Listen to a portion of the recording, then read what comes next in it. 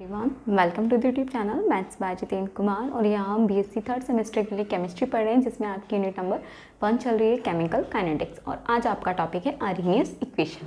ठीक है, आपके ऑर्डर ऑफ रिएक्शन खत्म हो चुके हैं। nth ऑर्डर से आप बाकी किसी भी ऑर्डर ऑफ रिएक्शन के लिए फॉर्मूला ड्राइव कर सकते हैं, यूनिट निकाल सकते हैं रेट कांस्टेंट की, और हाफ लाइफ पीरियड बता सकते हैं। ठीक है, तो आज हम देखते हैं आर्हेनियस इक्वेशन। और आर्हेनियस इक्वेशन क्यों आई, इसकी क्यों ज़रूरत पड़ी, और होती क्या है, और इसका क्या यूज़ होता है। ठीक है, तो हम देखेंगे। आज का टॉपिक है आपका आर्हेनियस इक्वेशन। ठीक है, चलिए स्टार्ट करते हैं अपना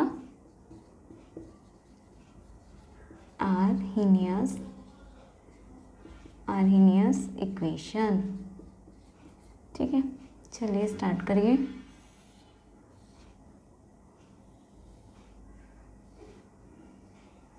आर्हेनियस इक्वेशन क्या होती है? तो आर्हेनियस एक साइंटिस्ट थे।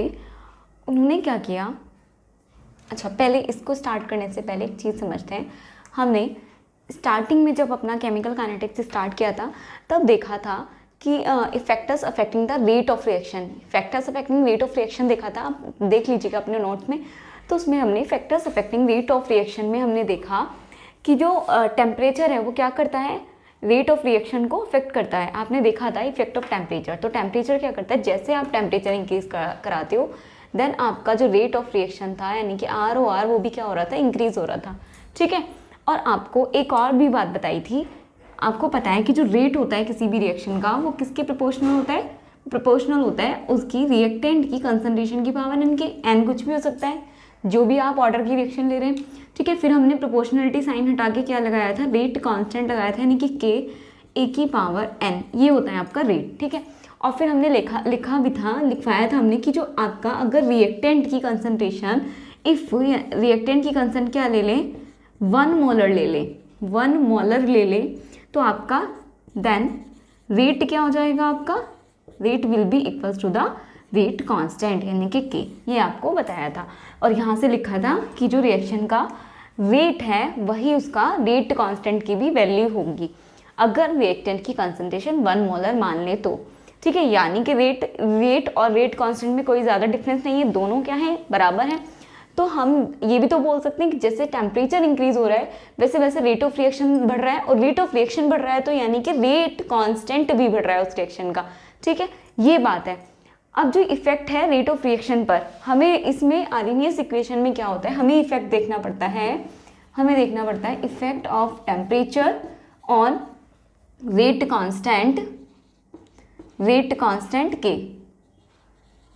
ये आपका मेन मोटिव है आर्हेनियस इक्वेशन पढ़ने का, कि हम क्या देखते हैं इसमें, effect of temperature on rate constant, यानी कि रेट कांस्टेंट पे क्या फ़र्क पड़ता है, किसका, टेम्परेचर इंक्रीज या डिक्रीज होने का। तो अगर यहाँ से देखा जाए तो टेम्परेचर इंक्रीज होता है, हमने पढ़ा हुआ है, और टेम्परेचर इंक्रीज होता है तो रेट ऑफ रिएक्शन भी इंक्रीज होता है। और अगर रेट ऑफ रिएक्शन इंक्रीज होता है तो हमें पता है कि रेट किसके बराबर होता है, रेट कांस्टेंट के, तो रेट कांस्टेंट भी इंक्रीज होगा। अब एक और भी टर्म लिखवाई थी कि क्या होता है, टेम्परेचर कॉफिशिएंट। आपको टर्म याद होगी, टेम्परेचर कॉफिशिएंट क्या होती है, टेम्परेचर कोफिशिएंट, जिसे हमने Q10 से भी दिखाया था। ठीक है, इससे दिखाया था। तो ये होता है आपका टेम्परेचर कॉफिशिएंट। ये बराबर किसके होता है, आपका जो टेम्परेचर कॉफिशिएंट है, देखो वो हमने ये बताया था कि हम किसी भी रिएक्शन का अगर रेट अगर हम किसी भी रिएक्शन का टेम्परेचर 10 डिग्री राइज कर दें, 10 डिग्री, ठीक है, किसी भी रिएक्शन का रेट 10 डिग्री राइज करें तो क्या होगा, उसका जो रेट है, देन रेट कितना हो जाएगा, उसका डबल, कितना हो जाएगा, ट्वाइस। आप लिख सकते हो रेट क्या हो जाएगा आपका, ट्वाइस। ठीक है, डबल हो जाएगा आपका, ट्वाइस या डबल। अगर किसी भी रिएक्शन का टेम्परेचर हम 10 डिग्री इंक्रीज कर दें तो उसका जो रेट है वो क्या हो जाएगा, आपका ट्वाइस हो जाएगा, यानी कि डबल हो जाएगा। मान लीजिए आपकी कोई रिएक्शन है, उसका जो रेट है, आपका रेट की वैल्यू क्या है आपकी, मान लीजिए 2 है। ठीक है, और अगर आपने उस रिएक्शन का टेम्परेचर 10 डिग्री सेंटीग्रेड बढ़ा दिया तो उसका रेट कितना होना चाहिए, डबल होना चाहिए, इनिशियल से डबल, यानी कि 2 × 2 = 4। ठीक है, ये होना चाहिए रेट। और रेट, अगर रेट डबल होगा तो देखो रेट और रेट कांस्टेंट में क्या है, रिलेशन दोनों क्या है, सेम है, तो अगर रेट डबल हो रहा है तो रेट कांस्टेंट भी डबल होगा। और हमें तो रेट कांस्टेंट पे इफेक्ट देखना है टेम्परेचर का। आर्हीनियस इक्वेशन में क्या होगा, आर्हीनियस से पहले बहुत सारे साइंटिस्ट आए थे, उन्होंने सबने क्या किया, टेम्परेचर का इफेक्ट एक्सप्लेन किया ऑन रेट कांस्टेंट पर। रेट पर नहीं, रेट पर तो हम देख चुके हैं कि रेट बढ़ेगा, जैसे ही हम टेम्परेचर बढ़ाएंगे रेट बढ़ेगा, ये तो हम देख चुके हैं। और एवरी 10 डिग्री सेल्सियस के इंक्रीमेंट में, टेम्परेचर इंक्रीमेंट में तो रेट डबल होगा, ये भी पढ़ चुके हैं। तो अब साइंटिस्ट बहुत सारे आए, उन्होंने ये एक्सप्लेन किया कि effect of temperature on rate constant क्या होगा, ठीक है। लेकिन सब इतना फेमस नहीं हो पाए क्योंकि कुछ ना कुछ कमियां रही होंगी आई थिंक। तो आपकी जो आर्हीनियस इक्वेशन है, उसके बाद आर्हीनियस ने एक इक्वेशन दी जो ये प्रूव करती है, क्या दिखाती है, प्रूव नहीं मतलब देती है आपको रिलेशनशिप किसका, टेम्परेचर और रेट कांस्टेंट का रिलेशन देती है, जिससे आप किसी भी रिएक्शन के लिए निकाल सकते हो रेट कांस्टेंट और टेम्परेचर में रिलेशनशिप, ठीक है। तो इन्होंने एक इक्वेशन दी, ठीक है, एक रिलेशनशिप दिया जिसे आप बोल सकते हो, ठीक है, वही हम इसमें स्टडी करने वाले हैं। तो अब ये हमें पता चल गया कि रेट किसके बराबर होता है, रेट कांस्टेंट के। अगर रेट डबल हो रहा है तो रेट कांस्टेंट डबल होगा, रेट ट्रिपल हो रहा है तो रेट कांस्टेंट भी ट्रिपल होगा, ठीक है। अब अपना शुरू करते हैं इक्वेशन। ये आपको जो बेसिक नॉलेज पता होनी चाहिए वो मैंने यहाँ पे नोट डाउन करा दी, एक बार नोट कर लीजिए, फिर आगे चलते हैं। आर्हीनियस इक्वेशन क्या होती है,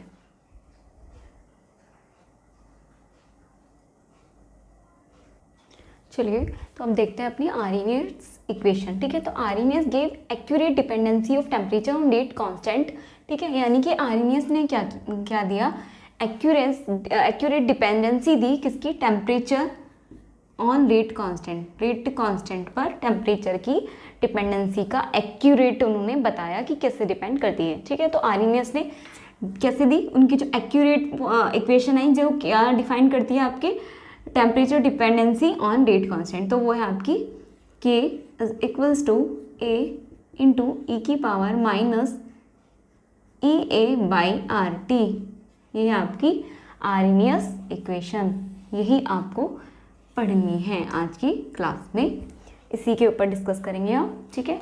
जहाँ पे आप लिख सकते हो सिंबल्स क्या हैं, वेयर K क्या है आपका, सबसे पहले K की बात करेंगे, ऐसे चलेंगे, K आपका रेट कांस्टेंट है, अब इतनी बार हम देख चुके हैं, किसका रिलेशनशिप देख रहे हैं ये भी पता है। और आपका जो आपको पता है पहले वो लिख लेते हैं, चलिए पहले ये सीक्वेंस में लिख लेते हैं। तो ए आपका क्या है, ए को हम देखो ये एक्सपोनेंशियल है ना, एक्सपोनेंशियल टर्म है, ठीक है। तो एक्सपोनेंशियल से पहले आ रहा है यानी कि प्री, तो हम इसको प्री एक्सपोनेंशियल फैक्टर भी बोलेंगे, pre exponential factor, exponential factor ये भी बोलेंगे। और क्या हो सकता है, इसको क्या बोलेंगे, फ्रीक्वेंसी फैक्टर भी बोलते हैं, फ्रीक्वेंसी फैक्टर भी बोलेंगे। और इसको आर्हीनियस कांस्टेंट भी बोलते हैं, आर्हीनियस फैक्टर भी बोलते हैं, ठीक है। इसको आर्हीनियस फैक्टर भी बोलते हैं, लिख लीजिए एक बार कि इसको आर्हीनियस फैक्टर भी बोलते हैं।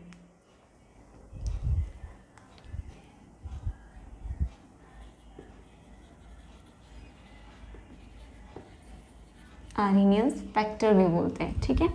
और उसके बाद आता है आपका ई, जो क्या है आपका एक्सपोनेंशियल है। ई तो आपको पता ही है एक्सपोनेंशियल की पावर आ रहा है, ई तो एक्सपोनेंशियल होता है, एक्सपोनेंशियल है, ठीक है। उसके बाद आता है ई ए, ठीक है। अब ये ई ए क्या है, तो ई ए है आपका activation energy, activation energy, activation energy. अब आर क्या है आपका, आर है आपका ये है आपका गैस कांस्टेंट, ठीक है। आर है आपका गैस कांस्टेंट, जिसकी हम वैल्यू क्या लेंगे, यहाँ पर हम बात करेंगे। वैसे आर जो आपका रेट कांस्टेंट है, ये सॉरी गैस कांस्टेंट है, उसकी वैल्यूज़ क्या क्या होती है मैं यहाँ पर लिख देती हूँ। देखो एक वैल्यू तो होती है इसकी आर की 0.00821 लीटर एटमॉस्फेयर पर केल्विन मोल, ठीक है, ये होती है आपकी। ये आप लोगे इन केस ऑफ प्रेशर, कब लोगे, इन केस ऑफ प्रेशर। अगर बात प्रेशर की हो यानी कि गैस की हो तब आप लोगे इन केस ऑफ प्रेशर।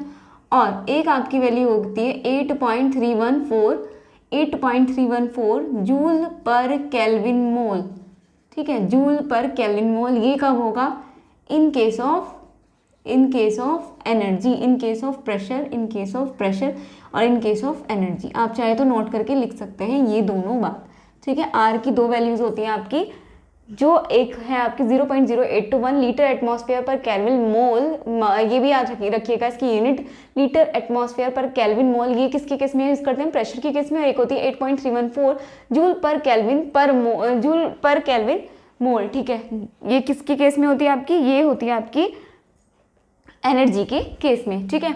अब बात आती है टी की। ये टी क्या है आपका, ठीक है। अच्छा, एक्टिवेशन एनर्जी भी तो किसी में लेंगे पहले तो। अच्छा, आर की वैल्यू ही नहीं लिखी हमने, तो यहाँ पर देखो जो एक्टिवेशन एनर्जी होगी वो किस में होगी, जूल पर मोल में होगी, ठीक है, जूल पर मोल में होगी। और यहाँ पर जो होगी आपकी, ये जो होगी आपकी, ये किस में होगी आपकी, गैस कांस्टेंट की, देखो यहाँ पे जूल पर केल्विन मोल में, ठीक है। ये होगी, इसकी वैल्यू होगी यहाँ पर, क्योंकि एनर्जी की बात कर रहे हैं ना, यहाँ पे एनर्जी का रिलेशनशिप देख रहे हैं, जूल पर केल्विन मोल, ठीक है। और जो आपका टी है वो क्या है आपका, टेम्परेचर है। क्या है, टेम्परेचर है। और किस में लेंगे टेम्परेचर, केल्विन में, ठीक है, केल्विन में। ये है आपके टर्म सिंबल्स जो आर्हेनियस ने दिए हैं। एक इक्वेशन दी है उन्होंने जो टेम्परेचर और रेट कांस्टेंट में रिलेशन दिखाती है, K is equals to A into E की power minus A by R T. और के आपका रेट कांस्टेंट है, ए यहाँ पे पी किसी भी नाम से आ सकता है, P exponential factor, frequency factor या आर्हेनियस फैक्टर के नाम से। ई एक्सपोनेंशियल है, ई आपका फिक्स है कि एक्टिवेशन एनर्जी होती है। और आपका जो गैस कांस्टेंट है, आर क्या है, गैस कांस्टेंट है। और यहाँ पे एनर्जी की बात करें तो हम यहाँ पे लेंगे 8.314 जूल पर केल्विन मोल। और यहाँ पे टी क्या है आपका, टेम्परेचर है। अब ये एक्टिवेशन एनर्जी क्या होती है, मैं एक्टिवेशन एनर्जी की डेफिनेशन आपको अभी लिखा दूंगी। वैसे कॉलिजन थ्योरी में हम पढ़ेंगे, आर्हेनियस के बाद आपका नेक्स्ट क्लास कॉलिजन थ्योरी का ही है, तो वहाँ पर हम एक्टिवेशन एनर्जी पढ़ेंगे, ठीक है। थ्रेशोल्ड एनर्जी, एक्टिवेशन एनर्जी हम सब पढ़ेंगे, ठीक है। तो फिलहाल इतना नोट डाउन करिए, फिर आगे चलते हैं इसके।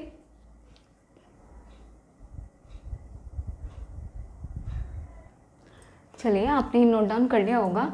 अब एक इसका आता है ग्राफ, पूछ लेता है कभी कभी ग्राफ, ठीक है। और नहीं भी पूछे तो आपका तो यहाँ पे पूरा देना है। अगर आर्हेनियस इक्वेशन आती है तो आपको इसके बारे में कंप्लीट देनी है, कंप्लीट इन्फॉर्मेशन। तो अब देखते हैं इसका ग्राफ कैसा होगा, ठीक है। तो ये आपने लिख लिया होगा, मैं इसको रफ कर देती हूँ, ठीक है। चलिए इसको रफ कर देते हैं। तो अगर इसका ग्राफ प्लॉट करें, किस का ग्राफ प्लॉट होगा, अच्छा, टेम्परेचर एंड रेट कांस्टेंट का, ठीक है। अगर टेम्परेचर और रेट कांस्टेंट का ग्राफ प्लॉट करें, आप लिख सकते हो ग्राफ, ठीक है।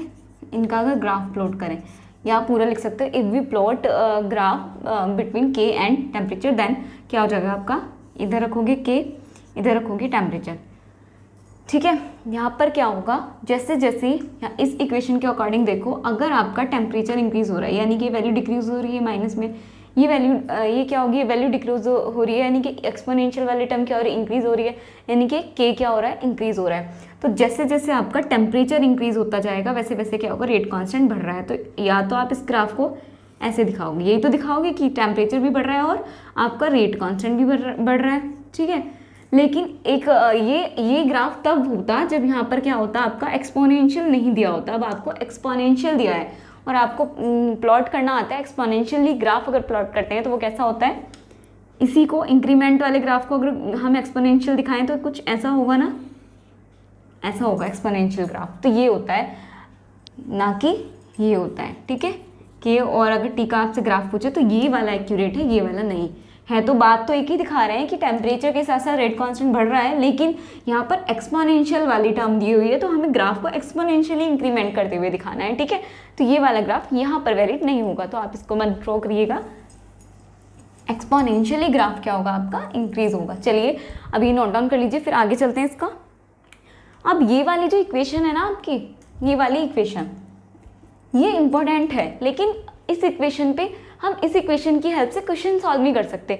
इसकी लोग वाली जो आपकी इक्वेशन होती है वो बहुत ज़्यादा इंपॉर्टेंट है। तो हम अब देखेंगे Arrhenius equation in long term, ठीक है, लॉग या एलन टर्म। पहले एलन टर्म में देखेंगे, देन फिर हम देखेंगे लॉग टर्म में, ठीक है, इसी इक्वेशन को। चलिए नोट डाउन कर लीजिए पहले इसको, ग्राफ को।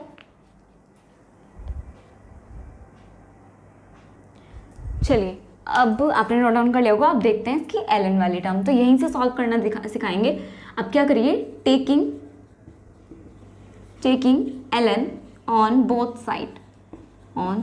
साइड्स, दोनों साइड ln ले लो, ये क्या हो जाएगा आपका ln k is equals to ln, ये हो जाएगा आपका a e की power minus E A by R T. अब आप देखो ln जब भी आता है तो इंटू वाला क्या हो जाता है केस, प्लस में हो जाता है, ये आपको पता ही होगा। तो यहाँ पे क्या हो जाएगा, देखो यहाँ पर हो जाएगा आपका ln k is equals to ln a plus क्या हो जाएगा ln e की power minus E A by R T, ये हो जाएगा। ठीक है, अब यहाँ से क्या होगा, जो आपका ln k है वो बराबर हो जाएगा ln a प्लस, ये देखो अब आपको पता है कोई टर्म ऊपर होती है पावर, तो पावर क्या हो जाती है, आगे आ जाती है। ठीक है, अगर आपका ये है ln x की पावर n, तो ये क्या हो जाता है n ln x, ये तो आपको रूल पता ही होगा। तो ये क्या हो जाएगा यहाँ से, ये जब आगे आएगा पूरा तो माइनस के साथ आएगा, तो प्लस माइनस माइनस हो जाएगा, तो minus E A by R T.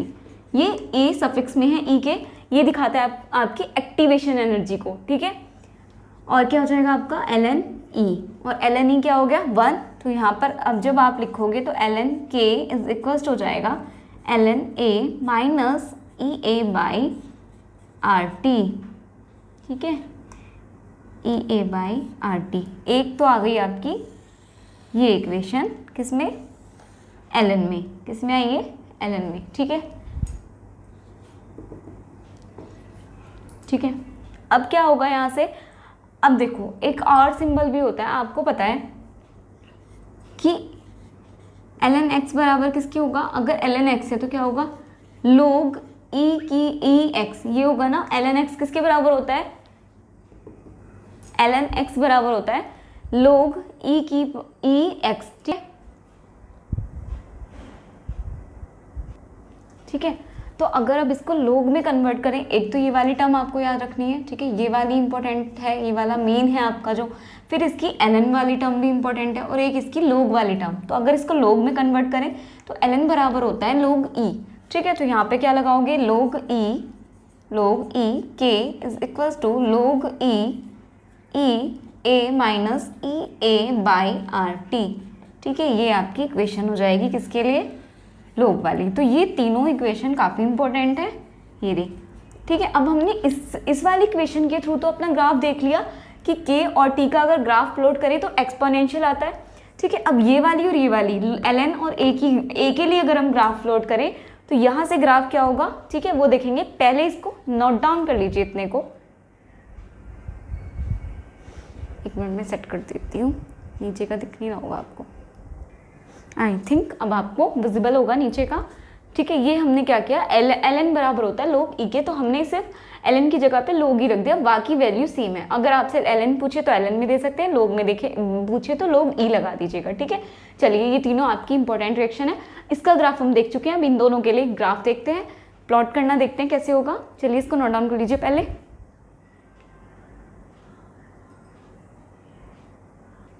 चलिए तो हम इधर अपना ग्राफ देखेंगे, इसके लिए प्लॉट करना सीखेंगे इधर ही, क्योंकि हमें इन वैल्यूज़ की ज़रूरत है। तो अब देखो यहाँ से अब हमें पूछा जाए कि ग्राफ प्लॉट करिए, हमसे कहा जाए कि यहाँ पे क्योंकि लोग आ रहा है, ठीक है लोग आ रहा है, तो अगर पूछा जाए 1 सेकेंड,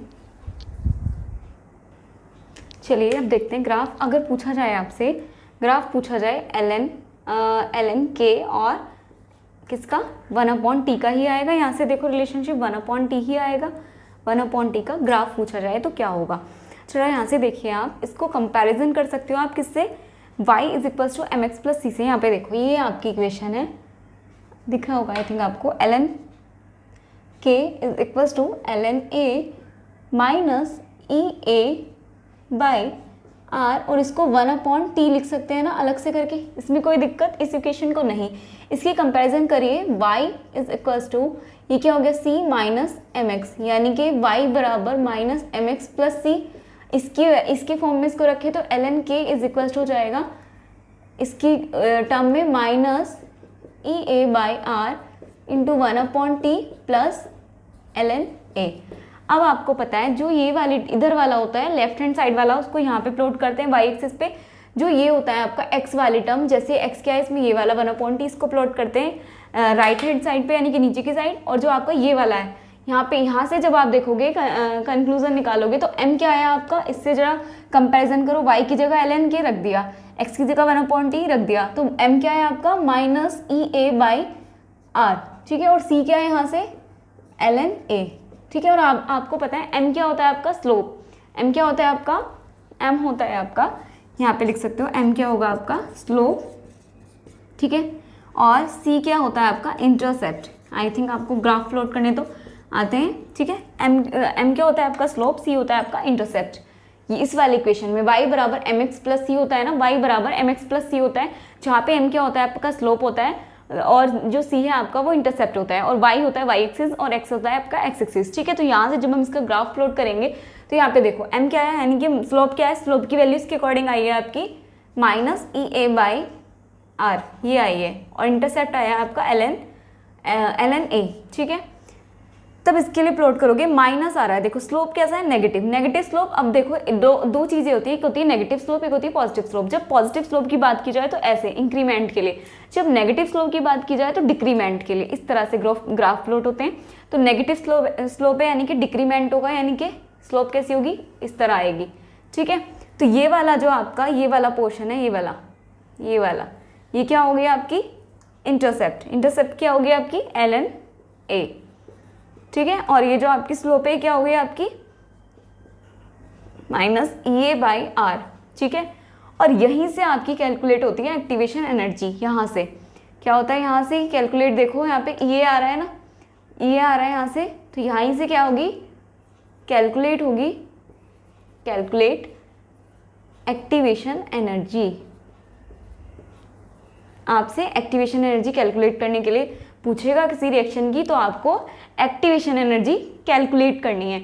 और वो कैसे करनी है आपको पता है, m क्या होता है, यहाँ पे आपको लिखना भी पड़ेगा कि m क्या होता है आपका, यानी कि स्लोप, यहाँ पे ऐसे लिख लो नोट करके, नोट जो आपकी स्लोप है, स्लोप यानी कि m है वो किसके बराबर होती है, tan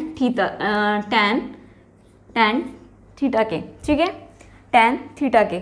और ये थीटा क्या होता है, ये जितना एंगल, जो स्लोप है आपका एंगल जितना बनाती है, यहाँ से ये स्लोप यहाँ पे मिलेगी, जितना ही एंगल, अंदर वाला नहीं बाहर वाला एंगल, ये वाला होता है थीटा, और ये किसके बराबर होता है tan थीटा के, ठीक है।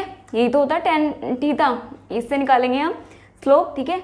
तो ये क्या tan थीटा, और ये किसके बराबर होगा आपका -EA/r, यहाँ पर तो आपका इसके बराबर होगा ना स्लोप m क्या है आपकी m है EA/r, यहाँ पर जब आप रखोगे -EA/r बराबर हो गया tan थीटा, और आपका जो ये थीटा है ये आपको गिवन होगा, चाहे 60 दिया जाए या 90 दिया जाए या 120 दिया जाए, यहाँ पे थीटा की वैल्यू रखेंगे, और -EA/r, r आपको पता ही है, r की वैल्यू क्या है आपकी 8.31, इसकी वैल्यू पता है आपको, इसका आपको एंगल दिया जाएगा, और ये आप निकाल दोगे, क्रॉस मल्टीप्लाई करोगे इनकी, ठीक है, तो आपका ये आ जाएगा।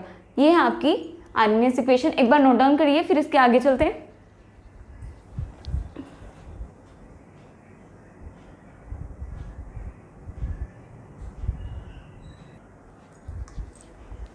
चलिए आप सभी ने नोट डाउन कर लिया होगा, इसको रफ कर देते हैं, ठीक है। अब आगे चलते हैं, चलिए मैं पहले रफ कर लेती हूँ। चलिए तो यहाँ तक के पोर्शन में से आपके एक तो आर्मीनियस इक्वेशन नॉर्मल वाली, एक ln वाली और एक लोप वाली, ये इंपॉर्टेंट है। दूसरा यहाँ से आपका ग्राफ इंपॉर्टेंट है, के और टी का ग्राफ जो एक्सपोनेंशियली दिखाया अभी आपको, और एक आपका इंपॉर्टेंट है आपका ln के और 1/t का ग्राफ, जिससे आपके क्वेश्चन आते हैं जो आपका एक्टिवेशन एनर्जी है वो कैलकुलेट करने के लिए आती है। तो एक्टिवेशन एनर्जी यानी कि E की वैल्यू कैलकुलेट करनी है, तो आपको पता होता है कि m बराबर होता है tan थीटा के, तो ये बराबर हो जाएगा आपका ये जाएगा आपका -EA/r के। यहाँ से आप क्या कर सकते हो, थीटा की वैल्यू दी जाएगी, तो जैसे tan की थीटा की वैल्यू मान लीजिए आपकी कुछ भी आ रही है, 1/2 आ रही है, ठीक है, थीटा कुछ भी होगा उसके अकॉर्डिंग tan की वैल्यू आ जाएगी -EA/r आ रही है, तो यहाँ से आप क्या निकालोगे -EA, इसकी वैल्यू हो जाएगी, या फिर माइनस भी इधर रहने दो, ये हो जाएगा आपका 1/2 × r, और r की वैल्यू आपको पता है यहाँ पे रख सकते हो आप 8.314, और क्या करोगे कैंसिल आउट करके लगभग 4 पॉइंट ये आ गई आपकी क्या जूल पर मोल में क्या हो गया आपकी एनर्जी। इस तरह से आपको कैलकुलेट करनी होती है एनर्जी, ठीक है। चलिए हम अभी ये कैलकुलेट नहीं करा के दिखा रहे हैं, ठीक है, ये आप अपने क्वेश्चन की प्रैक्टिस कीजिएगा। चलिए अब आगे देखते हैं, इसमें एक और टर्म इंपॉर्टेंट है रेशो की इक्वेशन, उस पर भी क्वेश्चन आते हैं कि रेशो क्या होता है। दो आपके रेट कांस्टेंट दिए होंगे, दो टेम्परेचर होंगे, उनका रेशो के ऊपर डायरेक्ट क्वेश्चन आएंगे। तो मान लीजिए आपके दो आपके रेट कांस्टेंट है, माना लेट आपका T1 टेम्परेचर पे रेट कांस्टेंट कितना है, K1 है, और आपने T2 टेम्परेचर पे कितना रेट कांस्टेंट लिया, K2 लिया।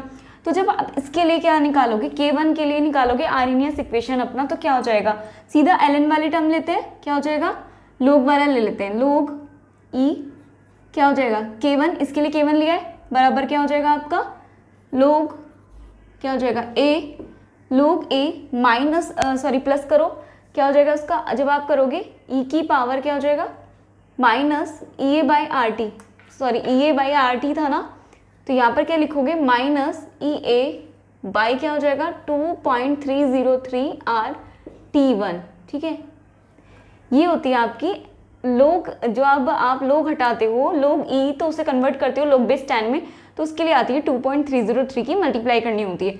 ठीक है, इसको इक्वेशन नंबर 1 मान सकते हो। फिर इसी के लिए जब आप निकालोगे सेकंड इक्वेशन के लिए, तो K2 बराबर हो जाएगा, A1 आएगा यहाँ पे, नहीं A ऐसे ही रहेगा। ठीक है, A और E अभी बताती हूँ ये क्यों नहीं चेंज हुए हैं, इसका भी रीज़न है। ठीक है, ये हो जाएगा माइनस EA बाई 2.303 RT2। देखो ये तो आपको पता है कि R तो कांस्टेंट है, तो R तो कांस्टेंट रहेगा, जो पहले था वही सेकंड वाली इक्वेशन सेकंड टेम्परेचर में भी रहेगा, जो फर्स्ट टेम्परेचर पे था वही सेकंड टेम्परेचर पे रहेगा, यानी कि टेम्परेचर इंडिपेंडेंट है आपका R क्योंकि कांस्टेंट है। ठीक है, अब बात आई A और EA की, यानी कि फ्रिक्वेंसी फैक्टर या जिसे हम बोलते हैं प्री एक्सपोनेंशियल फैक्टर और एक्टिवेशन एनर्जी। तो प्री एक्सपोनेंशियल फैक्टर और जो आपका एक्टिवेशन एनर्जी है उसको आप क्या कंसीडर करोगे, टेम्परेचर इंडिपेंडेंट, क्या करोगे कंसीडर, यहाँ पर आप लिख सकते हो कि कंसीडर, चलिए आप सुन लीजिए पहले, कंसीडर करना है आपको क्या, जो आपका A है यानी कि आर्हेनियस फैक्टर या फ्रीक्वेंसी फैक्टर या जिसे हम बोलते हैं प्री एक्सपोनेंशियल फैक्टर और एक्टिवेशन एनर्जी क्या है आपके टेम्परेचर इंडिपेंडेंट हैं, लेकिन हमेशा के लिए नहीं होता जब तक आपको मेंशन ना किया जाए। अगर उसने किसी क्वेश्चन में मेंशन किया है कि वो टेम्परेचर स्पेशली मेंशन किया है किसी क्वेश्चन में कि वो टेम्परेचर डिपेंडेंट है, तब आपको इन्हीं भी वेरिएबल मानना पड़ेगा, यानी कि 1 1 करके ऐसे सॉल्व करना पड़ेगा। लेकिन अगर नहीं मेंशन है तो वहाँ पर आप क्या लोगे, टेम्परेचर इंडिपेंडेंट लोगे। ठीक है, अगर मेंशन है तब तो आप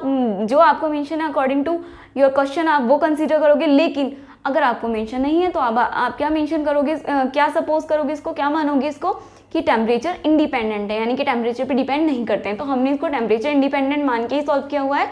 ये जो आपका रिलेशन आएगा वो बहुत इंपॉर्टेंट है, वो आपको याद रखना है। अभी हमने 3 इक्वेशन देखी जो आपको याद रखनी है, एक यहाँ से आएगी वो आपको जरूर याद रखनी है। ठीक है, चलिए तो यहाँ से ये आती है आपकी इक्वेशन। अब इक्वेशन 1 और 2 को क्या कर दीजिए, माइनस कर दीजिए। ठीक है, इक्वेशन 1 और 2 को माइनस कर दीजिए, करिए इक्वेशन 1 माइनस इक्वेशन 2, जरा माइनस कर दीजिए इनको, इक्वेशन 1 और 2 को करिए, सभी करिए।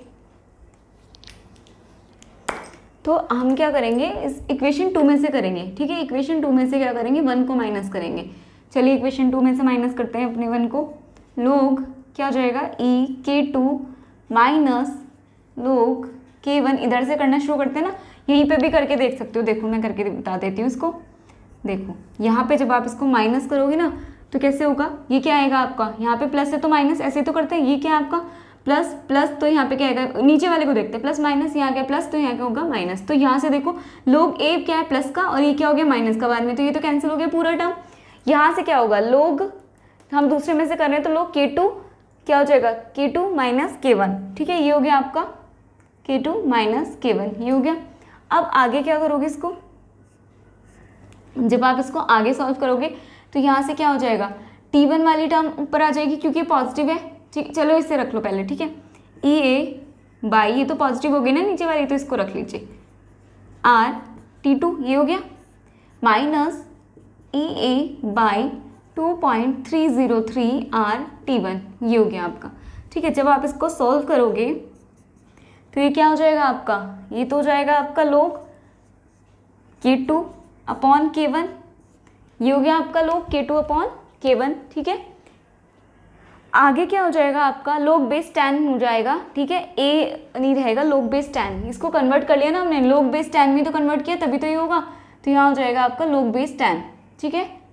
यहाँ भी 10 था, ये log बेस 10, हमने log बेस 10 में तो कन्वर्ट किया, तभी तो हम 2.303 लगाते हैं। आपको पता है ना, अगर कोई भी जो आपका log e है उसको कन्वर्ट करोगे तो 2.303 इंटू log बेस 10 होता है, ये होता है आपका, और 10 1 होता है, तो इस तरह से आपकी वैल्यू इतनी आती है। तो log e तो था यहाँ पे, log e की जगह पे हमने ये वैल्यू रखी है यहाँ पर भी नीचे, ठीक है। इस चीज़ को हम समझेंगे। चलिए आगे देखते हैं अब इसमें आगे क्या हो सकता है। इसमें आगे करिए, EA/RT को कॉमन ले लीजिए, ठीक है। यहाँ पर आएगा आपका, इसको कॉमन लेंगे, यहाँ पर आएगा आपका, सॉरी ये तो गलत हो गया, यहाँ पर आएगा आपका माइनस यहाँ आएगा आपका, ये होगा आपका माइनस और ये होगा आपका क्या, प्लस, ठीक है। अब क्या होगा, यहाँ पे भी क्या होगा, log K2 क्या है आपका, माइनस में एक यहाँ पे स्टेप मिसिंग हो गया है, एक स्टेप हो रहा है यहाँ पर, ये माइनस होगा, ये प्लस होगा। यहाँ से क्या करिए, आप माइनस को कॉमन ले लीजिए। जब आप माइनस कॉमन लोगे तो ये हो गया log, माइनस कॉमन लोगे तो log K1 हो गया, इधर तो ये हो गया। इधर जब आप माइनस कॉमन लोगे तो क्या हो जाएगा, EA/2.303 RT2 माइनस हो जाएगा सॉरी आएगा यहाँ पे आएगा T1, ठीक है। यहाँ क्या आएगा आपका T2, ये हो जाएगा आपका T1 और T2। तो यहाँ क्या हो जाएगा आपका 2.303, यही तो आएगा, T1 तो माइनस का है, ये तो प्लस का है, तो ये प्लस का होगा, नीचे ये प्लस का हो रहा है ना, ये हो जाएगा आपका RT2, ये हो गया आपका T1, ठीक है। अब ये बिल्कुल ठीक है। जब आपने इसका माइनस कॉमन लिया हुआ है, ये रहा, अब ये माइनस से माइनस कैंसिल होगा। अब क्या हो जाएगा, ये log K2 माइनस log, ये तो आपको पता है log m minus log n क्या होता है, log m माइनस n क्या होता है, log m minus log n बराबर होता है आपके log m अपॉन n के, ठीक है। तो वही करेंगे यहाँ से, ये हो जाएगा आपका log बेस 10 है, ये 10 है ये, ठीक है। log बेस 10 क्या हो जाएगा आपका K2 अपॉन K1 बराबर, जब आप यहाँ से करोगे तो ये माइनस तो आगे बाहर, E अपॉन क्या आ रहा है कॉमन 2.303, बाहर ले लेते हैं पहले, E अपॉन 2.303 R, T नहीं आएगा क्योंकि T तो वेरिएबल चेंज हो रहा है, T1 माइनस 1 अपॉन T2, ये आ गया आपका रिलेशनशिप। तो एक रिलेशनशिप तो ये है जो आपको याद रखना है, और इसी को ही आगे सॉल्व करके एक और रिलेशन बनाते हैं और करके लिख देते हैं, जो आपको रेशो निकालना होता है। कैसे करोगे, log base 10 K2 upon K1 बराबर हो जाएगा आपका E अपॉन 2.303 R, और ये हो जाएगा आपका क्या हो जाएगा, ऊपर से मल्टीप्लाई करोगे तो T2, ये होगा T2 माइनस T1 अपॉन हो जाएगा T1 इंटू T2, जब आप एलसीएम लोगे तो ये आपका एक हो गया आपका ये।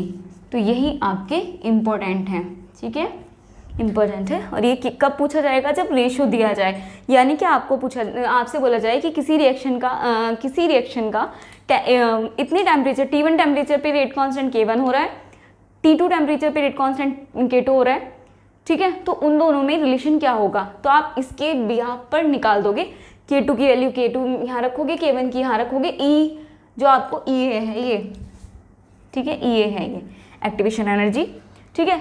और यहाँ पर R आपको पता है, यहाँ से आप एक्टिवेशन एनर्जी निकाल सकते हो। वो पूछेगा कि एक्टिवेशन एनर्जी क्या है, ठीक है, इनकी वैल्यू देगा, टेम्परेचर की देगा, ये आपको पता है, ये तो दिया, R की पता है, ये आप कैलकुलेट करके निकाल सकते हो कंप्लीट, ठीक है। तो ये थी आपकी आर्हेनियस इक्वेशन, जिसकी हमने चार अलग अलग फॉर्म देख लिए हैं, जहाँ से आपके क्वेश्चन आ सकते हैं, ठीक है।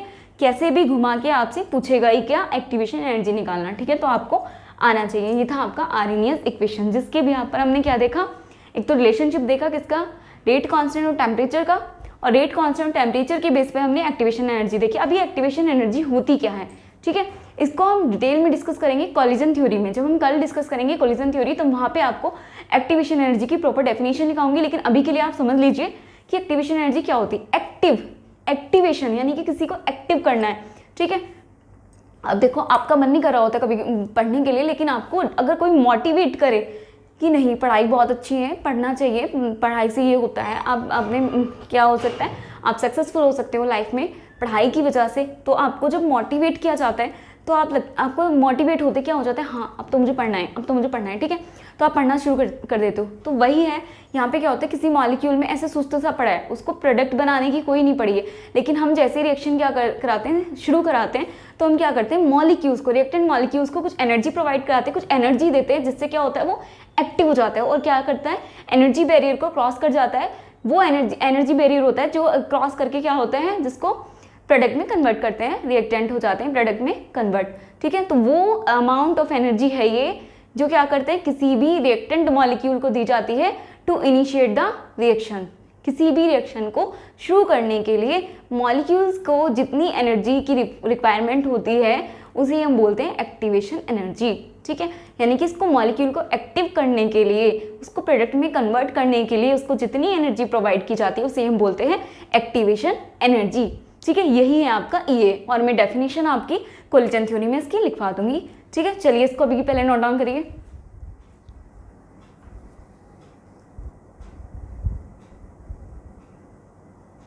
चलिए, तो आपने नोट डाउन कर लिया होगा। आज की समरी देख लेते हैं। ठीक है, आज आपने क्या क्या सीखा। तो सबसे पहले आरएनएस इक्वेशन सीखी, वो होती है आपकी K = A, यानी कि क्या, रेट कांस्टेंट। ये आपकी एक्सपोनेंशियल या फ्रीक्वेंसी फैक्टर, और इसको बोलते हैं हम आरएनएस फैक्टर भी, और ये होते हैं e⁻⁸ ठीक है।